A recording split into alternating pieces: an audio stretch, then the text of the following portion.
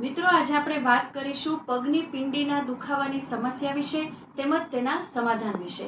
નમસ્કાર, હું છું કાનન માંકર. પગની પિંડીના દુખાવાની સમસ્યાઓ બહુ સામાન્ય થઈ ગઈ છે. નાની નાની ઉંમરમાં પણ આ તકલીફ આપણને જોવા મળે છે. તો હવે કારણો કયા હોઈ શકે? તો આપણે કારણોની વાત કરીએ તો સૌ પ્રથમ છે શ્રમભર્યું જીવન. જો તમારું જીવન શ્રમભર્યું છે, વધારે પડતો શ્રમ કરો છો તો પણ દુખી શકે, અથવા તો ઘણી વખત તમારી ક્ષમતા કરતા વધારે શ્રમ થઈ ગયું છે, વધારે ચલાઈ ગયું છે, દોડાઈ ગયું છે, વ્યાયામ વધારે થઈ ગયો છે તો પણ થઈ શકે. તેનાથી વિરુદ્ધ તમારું જીવન બેઠાડું છે, તમે કોઈ શરીરને ફરતું નથી રાખતા, તો આ બંને પરિસ્થિતિમાં તમને પિંડીનો દુખાવો છે થઈ શકે. બીજું કે શરીરમાં પાણીની ઉણપ. પાણી શું કરે છે? આપણા સ્નાયુઓમાં ભેજ જાળવી રાખવાનું કામ કરે છે. પ્લસ આપણે પાણી પીએ છીએ અને તેના દ્વારા જે ખરાબ કચરો છે, ઝેરી તત્વો છે, બહાર કાઢે છે. હવે પાણીની ઉણપને કારણે પણ આપણા સ્નાયુઓ દુખે છે, પિંડીમાં દુખાવો છે થઈ શકે. કેટલાક રોગને કારણે, હવે તમને ડાયાબિટીસ છે તો પગના દુખાવાની સમસ્યા લોકોને અવારનવાર થતી હોય છે. વેરિકોઝ વેઇન જે લોહી પહોંચાડે છે પગ સુધી, પછી પાછું ફરતું જે લઈ જાય છે, તો નસમાં તકલીફ છે, નસ ફૂલેલી છે, નસ દબાય છે, લોહીનું પરિભ્રમણ બરાબર નથી તો પણ આ થઈ શકે છે. અથવા તો તમને એમ થાય કે આમાંથી કંઈ જ નથી, તો કદાચ એવું બની શકે કે કેટલાક જરૂરી પોષક તત્વો છે, વિટામિન્સ, મિનરલ જે શરીરને બહુ ઓછા પ્રમાણમાં જોઈએ પણ એની ઉણપ છે. પોટેશિયમ, મેગ્નેશિયમ, વિટામિન B12 ની ઉણપ છે, કેલ્શિયમ ઓછું છે, અથવા તો તમને વિટામિન D ની ઉણપ છે. તો આ બધા કારણોસર પણ તમને પિંડીનો દુખાવો છે થઈ શકે.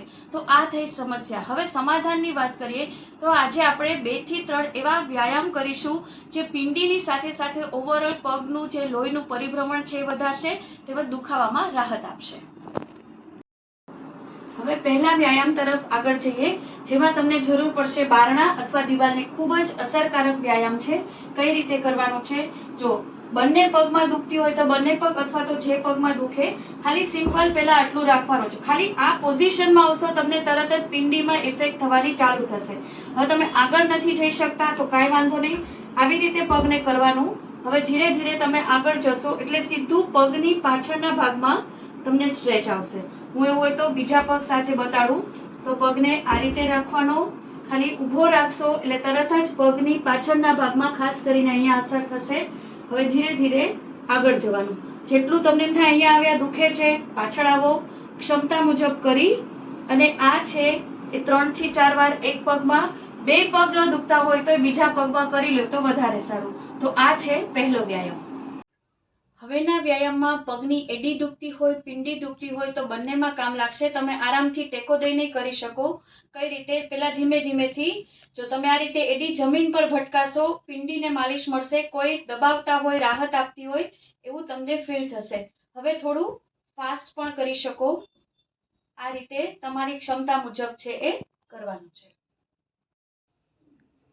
હવે છેલ્લા વ્યાયામમાં ઘણી વખત એવું થાય કે આપણે ચાલવા ન જવાનું હોય અથવા તો લોહીનું પરિભ્રમણ વધારવું હોય તો આરામદાયક સ્થિતિમાં જગ્યાએ ને જગ્યાએ ચાલતા હોય એવું પગની પિંડી છે એ જમીનને ભટકાડવાની. મેટ પર કરી શકો, સોફા પર, પલંગ પર. જો કન્ટિન્યુઅસ કરશો તમને શરીરમાં છે એ ગરમાવો આવી જશે. તમારી ક્ષમતા મુજબ છે આ વ્યાયામ છે કરવાનો રહેશે. તો આ હતા હળવા અને એટલા જ અસરકારક વ્યાયામ જે કોઈ પણ ઉંમરની વ્યક્તિ છે સહેલાઈથી કરી શકશે. આ વ્યાયામ જો એકદમ પગનો દુખાવો હોય તો નહીં કરવાનો. બાકી તમારે નિયમિત જીવનમાં થોડો વ્યાયામ રાખવાનો, શરીરને હળતું ફરતું રાખવાનું. કારણ કે જ્યાં ગતિ હશે ત્યાં જ શક્તિ હશે. આશા રાખું છું આ વિડીયો આપને કામ આવશે. ફરી મળીએ નવા જ વિષય સાથે. ત્યાં સુધી રજા લઉં.